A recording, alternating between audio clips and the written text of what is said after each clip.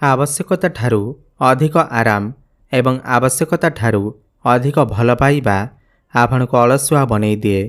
नमस्कार बंधुगण, आपण मानंकु आमर ही चैनल को स्वागत। आज ही ज्योतिष कार्यक्रम समस्त मीन राशि व्यक्तिविशेष मानक पाई बहुत ही अधिक गुरुत्वपूर्ण अच्छी कहीं आज ही भिडियो रे आमे आलोचना करिबा कि समस्त मीन राशि व्यक्तिविशेष मानक पाई आगामी 6 मास माने जुलाई मास 2026 रु नहीं करी डिसेम्बर 2026 पर्यंत किपरि कटिब। एही 6 मास भितरे आपण मानकर भाग्य रे कौन सब बड़ परिवर्तन आसीब। आगामी 6 मास आपण मानक पाई वरदान साब्यस्त हेब ना अभिशाप साब्यस्त हेब, एही समस्त विषय रे आज रे भिडियो रे आमे विस्तार भाव में आलोचना करिबा। कहीं मीन राशि व्यक्तिविशेष मानक पाई एही आगामी 6 मास सबुठ अधिक गुरुत्वपूर्ण अटे। कहीं एही 6 मास भितरे शनिदेव वक्र चलन करिवे। देवगुरु बृहस्पति तांकर उच्च राशि चलन करिवे एवं उच्च फल प्रदान करिवे। एहा सहित राहु, केतु, सूर्य, मंगल, बुध एवं शुक्र आपणको एही 6 मास भितरे किपरि फल प्रदान करिवे आसंतु जानिबा। जेमितिक आपण माने समस्त जानिछंती वर्ष 2026 अधा वर्ष चली गलानी, तो आगामी 6 मास आपणक पाई किपरि रहिबा आसंतु जानिबा।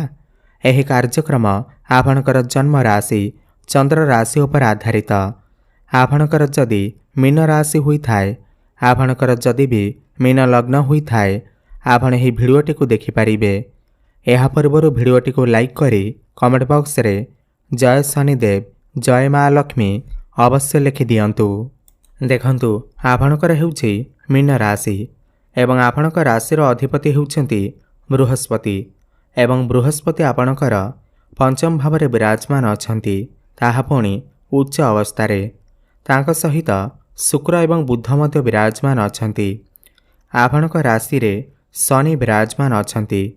आपणकर तृतीय भाव में मंगल एवं चतुर्थरे सूर्य विराजमान अछंती। आपणकर द्वादश भाव में राहु एवं षष्ठरे केतु विराजमान अछंती। यह हेउछि जुलाई मासर चार्ट, जुलाई मासर ग्रहमानकर स्थिति। देखंतु वर्तमान आपणक राशि रे शनिकर गोचर हेउछि, माने आपणक राशि रे शनिकर 7.5 द्वितीय चरण चालुअछि।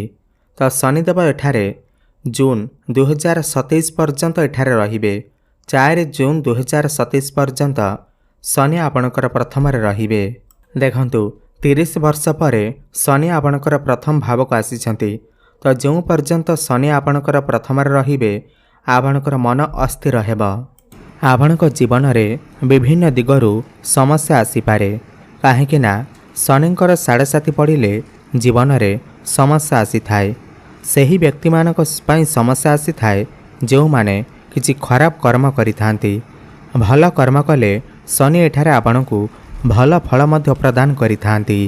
आपणकर कुंडली रे शनि जदि बलवान अवस्था थिबे, भल स्थिति रे थिबे, तो शनि आपणकर लग्न रे बसी आपणकु भल फल प्रदान करिवे। शनि प्रथम रे बसिले आपणकर माइंड नेगेटिव हो जाई थाए। आपण कोनोसी भी कार्य रे सैटिस्फाई होई पारि न थांती। आपणक भितरे जिद्दीपण देखा देई थाए, आलस्य भाव देखा देई थाए। एवं चंद्रमा को ऊपर जतेबेले शनि गोचर करि थांती, तो आपणकर मांकर स्वास्थ्य रे किछि समस्या देखा देई थाए। जॉइंट पेन भली समस्या, बैक पेन भली समस्या किंबा पादरे किछि समस्या देखा देई थाए। देखंतु मंगल आपणकर तृतीय भाव रे अछंती, किंतु 3 अगस्त को मंगल आपणकर चतुर्थ भाव को चलन करिवे एवं सेठारे 19 सेप्टेम्बर पर्यंत रहिबे। एवं मंगल आपणक राशि पाई भाग्य भावर अधिपति अटंती। तो 3 अगस्त परे भाग्य आपणकर मजबूत हेब, भाग्य आपणकर प्रबल हेब। आपण जो भी काम हाथ देबे सेथिरे आपणको सफलता प्राप्ति हेब। कहीं भाग्यर स्वामी केन्द्र रे राजयोगर निर्माण करिवे। रुचक नामक राजयोगर निर्माण करिवे, जहाँ फल अटिक रही आपणकर समस्त कार्य पुणी थे चालू होगा लगे। आपण किसी भूमि, जमी, प्रॉपर्टी, नूतन जानवाहन नूतन गृह निर्माण करिपारंती किंवा आपणकर किछि पुराना प्रॉपर्टी सेल होई पारे एवं आपणक हाथ को मोटा अंकर अर्थ मध्य आसीपारे। यह सहित माँ सहित आपणकर संपर्क बहुत ही अधिक मजबूत बनिब एवं मंगल एठारे बसी आपणकर दशम भाव को सीधा दृष्टि देवे जहा फलरे आपणकर क्यारियर रे बहुत बड़ परिवर्तन आसीब। 3 अगस्ट रु नेइकरी 19 सेप्टेम्बर भितर आपणकर क्यारियर रे किछि बड़ खुशी खबर पाई पारंती। आपण को सम्मानित करा जाई पारे। जो माने प्रमोशन अपेक्षार थिले सेमानकर प्रमोशन होई जिवो। कर्मक्षेत्र रे आपणकर ट्रांसफर होई पारे।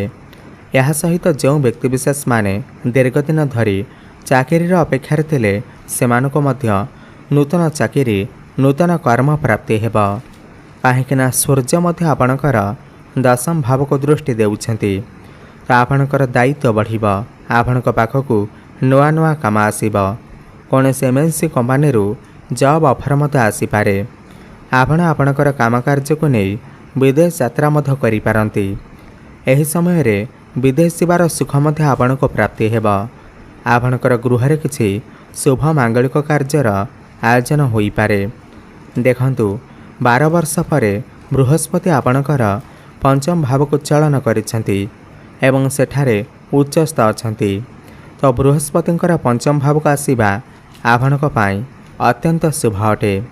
सबुठु प्रथमे तो शिक्षा क्षेत्र रे आपण बहुत अधिक उन्नति प्रगति करिवे। आपण उच्च शिक्षा करने को बाहर को जाई पारंती। एही 6 मास भितरे जदि आपणकर किछि एग्जाम अछि कॉम्पिटिटिव एग्जाम अछि तेबे सेथिरे आपण निश्चिंत भाव उत्तीर्ण करिवे। किंवा आपणकर जदि संतान अछंती तो संतानक द्वारा आपणको किछि खुशी खबर मिली पारे। संतानक द्वारा आपणको सम्मानित करा जाई पारे। संतान प्राप्ति पाई मध्य भल समय आसीबाकू जाउअछि। जो दंपति माने दीर्घ दिन धरी संतान सुखरे वंचित थिले तो सेमानकू संतान सुख अवश्य प्राप्ति हेब। यह सहित प्रेम जीवन रे मध्य सुखमय समय अतिबाहित करिवे। आपणकर जीवन रे केही नूतन पार्टनर आसी पारंती। जो मानकर कथावार्ता बंद होइथिला ब्रेकअप होइथिला सेमानकर पुणी थरे कथावार्ता होई पारे। पैचअप मध्य होई पारे। यह सहित जो पिलामानकर विवाह रे विलंब हेउथिला एही जुलाई रु नेइकरी नवेम्बर मास मध्यरे आपणकर घर को विवाह प्रस्ताव आसी पारे एवं विवाह मध्य फाइनल होई पारे। यह सहित जो व्यक्तिविशेष माने व्यापार वाणिज्य करुछंती एही 6 मास भितरे आपणकर व्यापार रे भल ग्रोथ देखिबा को पाइबे। फाइनेंशियल प्रॉफिट हेब। आपणकर दैनिक रोजगार बढ़िब। आपण किछि नूतन व्यापार आरंभ करि पारंती। जो व्यक्तिविशेष माने ऋण करजर मायाजाल रे फसी रहिथिले तो समस्त ऋण करजरु आपणको मुक्ति मिलिब। समस्त रोगरु मध्य समस्त स्वास्थ्यगत समस्यारु आपण मुक्ति पाइबे। देखंतु बृहस्पति आपणकर पंचम रे बसी आपणकर एकादश भाव को दृष्टि देउछंती तो जुलाई मासरु नेइकरी नवेम्बर मास भितरे आपणकर जहाँ भी किछि आर्थिक समस्या रही अछि ताहा सब दूर होई जिव। विभिन्न दिगरु आपणक पाखकू अर्थर आगमन हेब। धन कमाइबा पाई नुआ नुआ रास्ता आपणको मिल जिव। दीर्घ दिन धरी आपणकर मनरे जो इच्छा अभिलाष थिला मनस्कामना थिला ताहा पूर्ण हेबाकू जाउअछि। यह सहित समाज रे आपणकर मान सम्मान प्रतिष्ठा बढ़िब। गुरुंकर दृष्टि जेहेतु आपणक राशि उपर रहुअछि आपणक भितरे ज्ञान एवं बुद्धि मध्य बढ़िब। तेबे अधिक शुभफल प्राप्ति करिबा पाई आपण प्रत्येक दिन गुरुंकर बीजमंत्र जप अवश्य करंतु। ओम ग्राम ग्रीम ग्रौम सह गुरवे नमः 108 थर प्रत्येक दिन जप करंतु। शुभफल प्राप्ति हेब। प्रत्येक दिन संध्यारे हनुमान चालीसा पाठ करंतु। बुधवार दिन गोमाता को सबुज चारा खाइबा को दियंतु। शुभफल प्राप्ति हेबा सहित आपणकर भाग्य रे उन्नति आसीब। धन्यवाद।